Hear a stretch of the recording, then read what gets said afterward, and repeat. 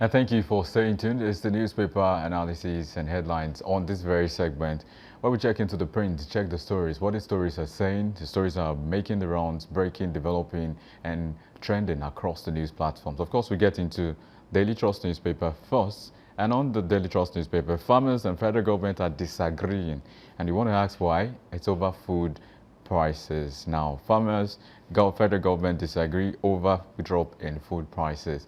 That's something we've also seen in recent times. We also took the story, as you can see on your page now. It's been a conversation that is ongoing, but farmers and federal government currently at this harmony, as it were, over drop in food prices. We should be supporting food prices dropping, or we should not. We'll see all of that, and we'll get into some of the analysis shortly. Meanwhile, National Assembly Committee proposes 6 new states. That's the big one also coming. We've seen this story before now. We've expected, some have said is what the country is expecting. Others have said not exactly, because if you give us this, then you should give those people as well. Everybody is looking for a state to have.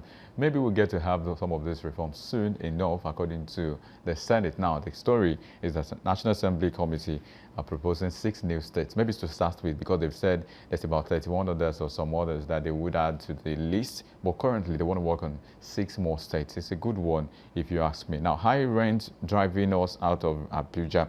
That's coming from residents also on Daily Trust newspaper this morning. High rent driving us out of Abuja. That's coming from residents. We took the story on the Daybreak Live, I think a couple of days back, and we talked about how much increment has gone over people, and then landlords tenant situation, how the landlords will just give 100% increments without refurbishment, without anything going on that is new. But we've seen this time and again. Maybe we'll see more, perhaps not. Now, but this day newspaper is what I'll sweep to now, to take a side swipe to this day newspaper. There's a story there that is quite catchy. It's topical, right? It's about Amquiton, the new INEC chairman. He said something. You want to know what he said? It's on this day newspaper. It says, courts can't continue to decide election winners. It must be at polling units. That's coming from the new INEC chairman.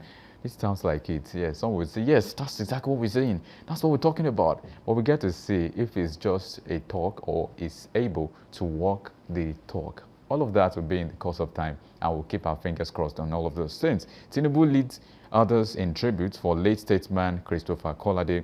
Also a story on This Day newspaper this morning. I'll swipe away from This Day to The Nation. Why? I love listening to The Nation. I mean, The Nation newspaper, I love listening to it because I want to know what it's saying to The Nation Nigeria. Now, The Nation has on the front page and the big caption, Lamido attacks PDP governors over exclusion from chair race. That is also a story right there to check out this morning. Lamido attacks PDP governors over exclusion from chair race. That is also something. The PDP story, the chairmanship title, has been on the table of discourse. People have had different takes on this.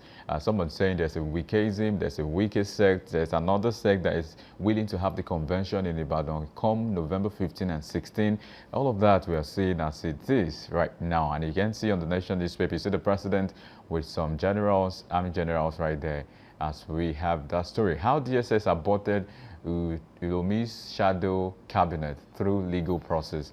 That is also something to check out this morning. 885 delegates ratify Oyebanji's nomination. Also on the Nation newspaper. Something to check out this morning. Quite interesting, you would say. We'll get into the analysis in a short while. Meanwhile, I'll take the Punch story. The Punch newspaper has some stories to tell this morning. PDP consensus deal shatters as Lamido rejects Turaki. PDP consensus deal shatters as Lamido rejects Turaki. And of course, that's about tension ahead of conversation. Screening postponed indefinitely. Lamido heads to court. Turaki advances bid. Also something to check out this one. It's on chairmanship of the PDP. Still on the Punch newspaper, doctors mobilized for Friday strike amid 38 billion naira unpaid allowances. That is also a story right there, as you can see on your screen. Quite topical, you would say. We'll get into all of that as well. 92-year-old BS 8-term win sparks protest in Cameroon. We've seen that story also in the news right now. Cameroon, the election has been a thing to discuss. There's been conversations about the 92-year-old leader being at that particular place, and he's become the president yet again. Tinubu or Simbajo lead dignitaries to honor late Christopher Kolade. That is a thing to check out as well. We're seeing all of this. In the meantime, I will keep tabs on every one of these as we also go ahead in the conversation today. Now, still taking one more story. Natasha broke penal code in attacks on Akpabio. The right top corner, the right-hand side of the Punch newspaper is where to catch up with that story. It says, Natasha broke penal code in attacks on Akpabio.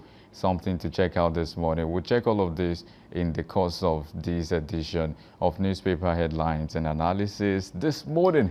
And of course, that's a good place to start the conversation. Shall we not this morning? We'll get right into some of the topics we have this morning. But I will not be doing that alone today, actually, because I have someone who's going to be helping us also into some of the conversations we have, to check what we have with the newspapers and the stories that are making the rounds with Victor Akinleye. This morning, joining us this morning, this is Victor Akinleye. Good morning to you. Good morning, sir. This morning. It's good to have you in the studio. Thank you. Where do we start from? Maybe I should ask you, but of course, don't worry. We'll get into. Let's start with the PDP. Yes, okay. We've seen a lot of things happening around the PDP structure, the chairmanship title, the national convention. Everything has been in the know. We've seen, there's a consensus deal that shattered as Lamido rejects Suraki. But let's get your comprehensive thoughts on this, Victor. What do you make of all of this PDP crisis? Is there an end to the storm? Or could there be an end? Or what should be the end to the storm? The heads should sit down and discuss properly. And they should stop they should stop bringing themselves outside shamelessly. These are all big wigs in the community, in the political space. They just need to have a closed room discussion. All right? All of them, Saraki, Soludo, all these big names, they should have a behind closed doors meeting, no press, no press, no public, no publicity, no public interference, just them. If they will need to beat themselves, box themselves, say bad things to themselves, but then do all of that, set to it and have one voice.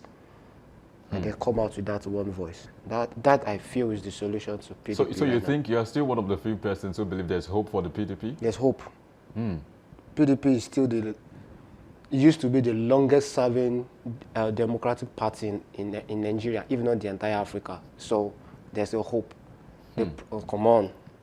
Victor says there's hope for the PDP. There's still a hope. There's still hope for a lying dog that is not dead. So there's hope for PDP. So the thing is, don't leave me. Actually, yes, we'll get into some other conversations now. I don't know your interest in PDP, but it's okay to say. Like I don't like any party. You don't belong to any party. Believe you me, I just want good governance.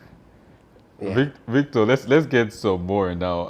Tinubu and Osinbajo they've led a dignitary to honor late Christopher Kolade, and that's okay. But that's a story for the press. But let's talk about Natasha now. There's another, it's like the dust is racing again. We've seen this dust settle, but now we're not seeing the settlement again. We are seeing Natasha broke penal code in attacks on Akpabio and Bello and the AGF. Natasha, Akpabio, AGF, all of these stories coming together. I want you to have, to just speak to this issue. Let me see what you think or what you make of the issue of Natasha, because there's been that conversation after she was brought back to the Senate House to say, will she now have a thought of our own? Will she be able to make reforms? Will she be able to bring matters to the table to say, this is what I'm bringing from my constituency, or this is what I'm proposing for the Nigerian state? Will she have a voice in that house, or what will become of Natasha and the Natasha Akpoti-Uduaghan and Akpabio's issue? It depends on her. Whatever she makes of it becomes what is made. Let me explain. So if she wants to live by PTSD, post-trauma syndrome, that's a problem. And if she wants to leave the past behind and be a good... Did you just say PTSD? Yes. Like she suffered trauma. Is that what you're saying? Yes. Yes. Okay. The truth is, okay, let me say this. Back to PTSD. All of those that happened to her lately is a lot. Because you are not there does not mean it's something we should trivialize on. It's a lot. is a lot. That's a whole chamber, the red chamber. Virtually 80 to 90% of the chamber was against her. That's a lot. That's a lot. For what she believes she stood for, what she believes she wasn't guilty of. So, I don't know if you speak Yoruba, but in Yoruba language, they would always say, meaning, no matter how bad it should be, there has to be one person that will still have your back. It looked like nobody had her back. It's a lot. So now, she coming into a space where she has potential enemies. So whatever happens there is what she makes. If she wants to live by the PTSD, well, if she now wants to say, I'm going to leave all this and I'm going to just be a good legislature, good for her. But then one thing is certain, till that parliament, till that house is dissolved, there will be issue with Akpoti and the house. Wow. Till Akpabio and Akpoti don't see themselves again in that house, all right? There will always be issue. So next Senate, maybe Akpabio will not be there. 11th Assembly. 11th Assembly, thank you. Maybe Akpabio will not be there and Akpoti will be there. It will be sweeter. Or Akpoti will not be there, Akpabio will be there. But if the 11th Assembly still has both of them, Anyway, let's take that from you now to say, let's talk something that concerns me, you, and every other person, right? And that's security, or as you may like, insecurity, as some would call. Now, Tinubu presses new service chiefs for immediate action. Just like we saw on the Punch newspaper this morning, you saw the picture of Tinubu with some top officials of the military.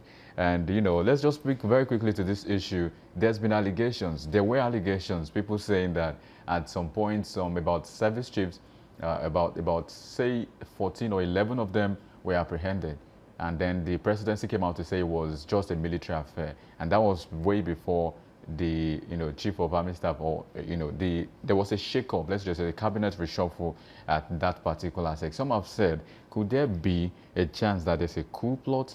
Because some have also said that even if the presidency said there's nothing like that, but for every lie, there's always an irony of truth, in a sense. So without what they call that stuff, like without a smoke or something, there's no fire, something. Yeah. So we can tell without there's something. Fire, there's no smoke. Definitely. So there's fire somewhere. That's why we are. Or do you think there is no fire in that particular sector? There's fire.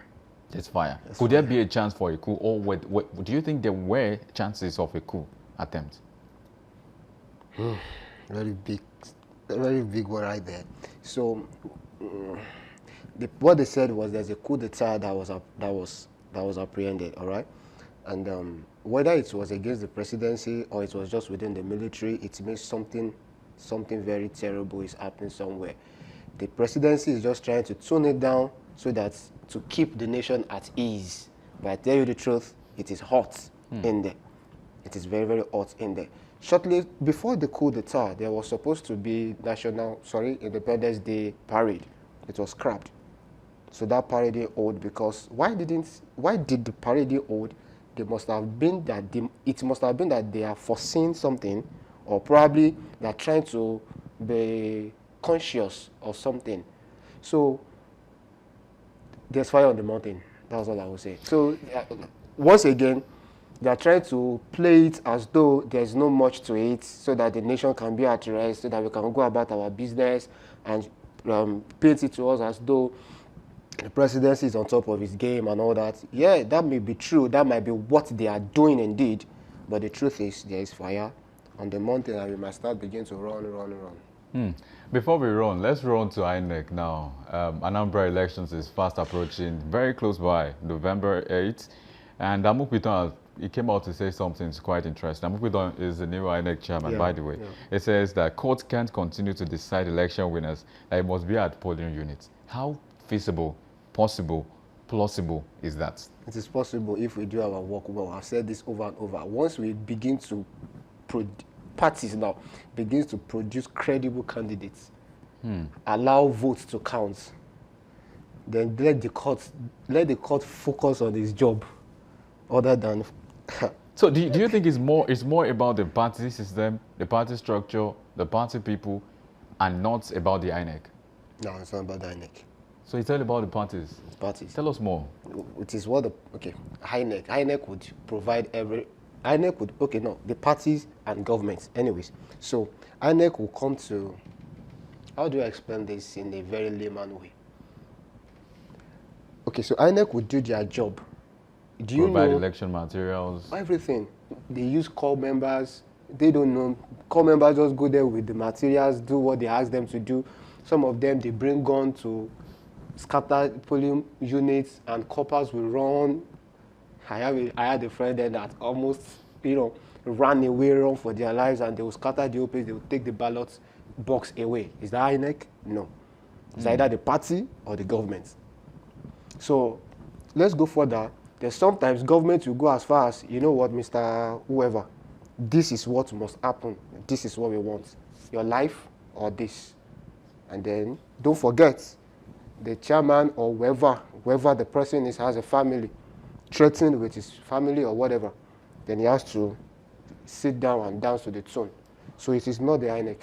It is the government. It is the parties.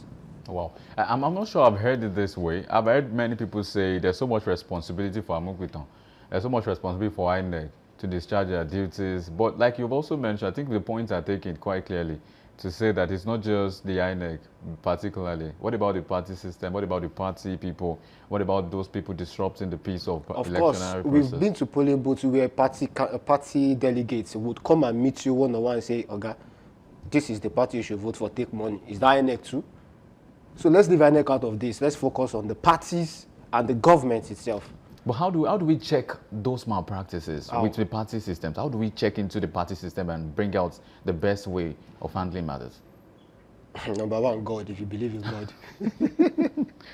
Number two, people like you and I should now begin to rise to leadership, be proactive, join political parties. I'm saying this again. If you're a good person, you think you are credible enough, begin to join political parties and begin to effect change within the party. All right? They won't give you voice, but keep talking. They might kill you. Sorry, I'm sorry, I don't want you to die, but one day we'll keep talking, we'll keep fighting, and then we'll one day dislodge all these bad guys, and the good guys will begin to emerge. It won't take 1 year, it won't take 5 years, but one day it will happen. Wow, points taken very clearly this morning. Yes, let's take another story of interest. 885 delegates ratify Oyebanji's nomination. We've also we've spoken to this issue of, the nomination between the Ekiti APC. Now, about 885 delegates are ratifying Oyebanji's nomination. And we've also asked the question of how do we get to appoint our leaders? You quite mentioned something that's why I'm taking this story. You mentioned that parties should be able to present credible candidates, right? And so what does it really take, or what does it mean to an average Nigerian or an average party in the country to produce a credible? Because I can tell you I'm credible, Victor. I can say Victor Party is the party I want to VP party now is what I want to belong to, and I tell you I'm credible. How do you vet my credibility? Precedents. There are people who never had antecedents and precedents in the political space, but they've done something well in the other spaces. But how do you relate that to politics? Politics is leadership. If you are holding any public space, any public office, it is leadership. So where you are coming from, have you been a leader, a prolific one, an enviable one, a respectable one, a credible one? Yeah. So that's point number one. Then point number two is, how ready are you in person? How ready are you in person? We've seen. I've had a story growing up in Lagos State when a guy was picked because they feel he has people behind him. What's this word now? He's influential enough in the grassroots, and then they brought him into politics. Not educated, and then just because he has influence within the grassroots of his locality, they brought him into, and he was local government chairman for a while. You know what I'm saying now? He didn't do bad per se, but then check, how ready is this very person that you are bringing in? So number one is credibility, not necessarily in the political space. Many politicians are not credible. Let me say that again. Many politicians are not credible. There are people doing so well in other spheres of life that would do so well in the public space, in political appointments, yes. So Maybe we should also look into inviting people. If people won't come because they believe, yes, there's a natural belief everywhere in the world that politics is dirty, is deadly, and then people just want to abstain. A young guy who tells his mother that I want to go into politics, the first thing the mother will say is, who is doing me? Sure, you feel what I'm trying to say now. So people would naturally want, some people, not everyone, some people will not naturally want to go into politics because of the deadliness and dirtiness of the game. But then politicians or political parties too should now begin to look into what you said. If I have a political party today, I may have to, or part of what I would think, part of what I think I would do is invite credible people into politics. I'll just give them a letter, you've been doing well in your space. You're a musician, yes, but you've been doing well. You do beautifully well. You are someone everybody loves, and I think if you come to the state's honorable, people will love you more, and I believe you will do more. And sir, I am guaranteeing your security and your family security and your assets security. You might as well start thinking about Victor Party, maybe someday, somehow. Anyway, so let's take a story coming from Lagos now. There was, not a very good sight, a gory one in Lagos State, Shoki, and some other demolitions in Lagos. And of course, quite unfortunate that some people had to lose their lives, people had to lose properties. The people, now, there are two sides to it, the community people, the people that are affected, the concerned persons, and then the government. The government came out to say through the police that they have already given notice that people are at fault, not them.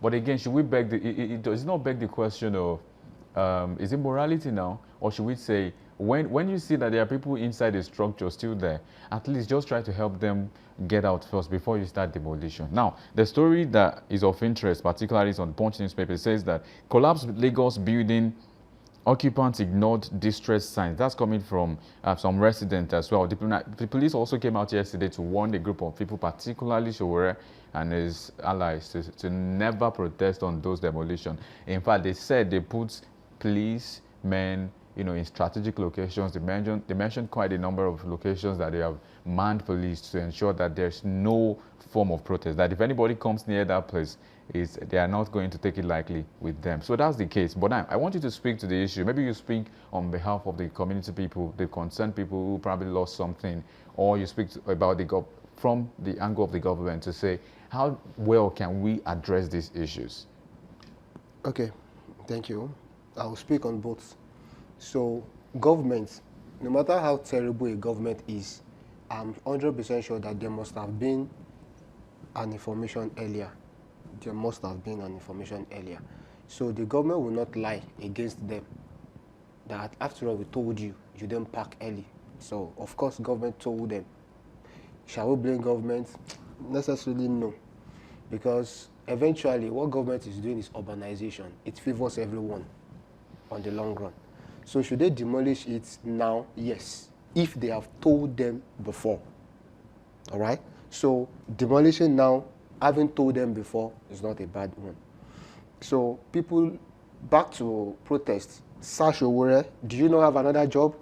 Must you go and protest at every national matter? The one that concerns you and the one that doesn't concern you? Can you please be more productive? Should we, after this generation, should we remember Owore as Mr. Protester? Come on. I think there are better things. That's it. So to the community now, I'm very pained, sorry for your loss and all that. But again, an average human being, especially Nigerians, they're always very adamant to change. The moment they told you, we are coming to demolish this place, that day, don't sleep. Start looking for a place to go. Number one. Number two, shall we also blame them? On the other hand, no. Maybe they don't have money to get another place. Maybe they don't have resources. Maybe that is the only asset they have and they don't have any other thing else anywhere. So in the bid of where do we go? We that we've never fared 3 times well, how do we raise funds? And rentage is costly. That real estate industry is highly expensive.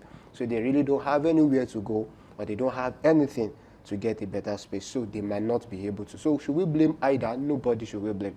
We can't blame anybody. But thank God now the government is compensating some of them. So I think that's a good one for me. Yes, yes, lastly, we'll take a story before I get out of here. Doctors mobilized for Friday strike amid 38 billion naira unpaid allowances. That's about the doctors and then the federal government. 38 billion naira unpaid allowances is quite a lot, but doctors are calling for this. They say they would go on the strike. That's the NARD are saying that they will go embark on the strike. But again, how much loss can we have when we have strokes, doctors going on strike? Well, how should we make it better? Because if we say that sector should be ignored, then a lot of lives will be lost. It just shows that the government really don't care about the life of Nigerians. Because if doctors go on strike, people in the nation will fall sick, they will die and all that. But it's not affecting this government. It's not affecting the people in government. You know why? When they fall, just malaria, they fly abroad. So they really aren't feeling the pains an average Nigerian is feeling. Shall I say the doctors should go on strike? Yes. Yes. How do you want them to feed? That's a whole lot. That's a whole lot of money. You are still on ASU's issue. Now the doctors, is this government really working? That's the question we should even ask. What really is the government doing? You are owing ASU, you are owing doctors. Education sector, health sector, then what are you doing? It's a major question that even Nigeria, we should start sitting and start thinking, wow, let's call ourselves to order. What is this government doing? Health sector issue, education sector issue. So what are they really doing? They too should now sit down and think, what are we really doing? Who are we governing over? What are we governing? Say, what policies are we creating? So for me, I would say the doctors should go on strike. All right, Akile, Victor, thank you very much for joining us this morning. It's been a wonderful conversation with you this morning. Thank you for showing up. Thank you, sir. And of course, yes, the big story comes right up with Samson Balogun. Stay with us after this break. We have the big story.